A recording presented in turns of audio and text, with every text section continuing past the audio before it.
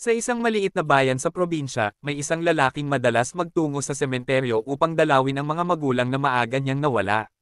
Siya si Marco, na sa kabila ng kalungkutan, ay naging matatag sa pagharap sa hamon ng buhay. Isang hapon, habang siya ay nagdarasal at nag-aalay ng bulaklak sa puntod ng kanyang mga magulang, may napansin siyang isang babaeng kakaiba ang ganda na bigla na lamang lumitaw sa kanyang tabi. Siya ay nakasuot ng puting damit na lumulutang sa hangin, at ang kanyang buhok ay tila sinasayawan ng malamig na ihip ng hangin.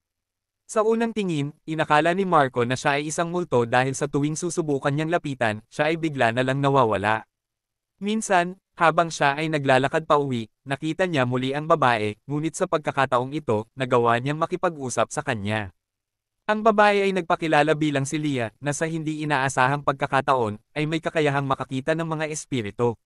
Sa kanilang pag-uusap, nabanggit ni Leah na may nais siyang ipakilala kay Marco, isang albularyo o shaman na matagal nang tumutulong sa mga taong may kakaibang kakayahan. Sa kanilang pagtungo sa albularyo, ipinahayag ng matanda na si Marco ay kailangang magpakatatag palalo dahil sa hindi niya inaasahang pagsubok na kanyang haharapin. Sa mga sumunod na araw, hindi mapalagay si Marco sa sinabi ng albularyo.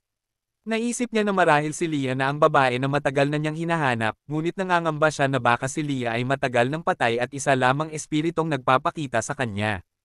Ang kanyang puso ay labis na nasasaktan sa pag-aakalang ang tanging taong nagpapasaya sa kanya ay wala na sa mundong ito. Ngunit, isang araw, isiniwalat ni Leah ang katotohanan na si Marco pala ang totoong espiritu. Siya ay namatay ilang taon na ang nakakalipas sa isang aksidente at ang kanyang madalas na pagdalaw sa sementeryo ay upang dalawin ang kanyang sariling puntod, hindi ang kanyang mga magulang. Si Leah, na may kakayahang makakita ng mga multo, ang tanging nakakakita sa kanya at nakakausap. Lubos na nagulat si Marco sa revelasyon.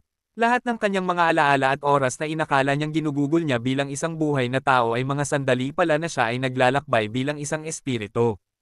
Ang pagkakatuklas na ito ay nagdulot sa kanya ng malalim na kalungkutan ngunit sa tulong ni Leah, unti-unti niyang natanggap ang kanyang tunay na kalagayan. Sa tulong ni Leah, natutunan ni Marco na gamitin ang kanyang kalagayan upang magdala ng kapayapaan sa ibang mga kaluluwang ligaw at hindi matahimik. Naging tulay siya para sa mga espiritong nangangailangan ng tulong upang makapagpatuloy sa kabilang buhay.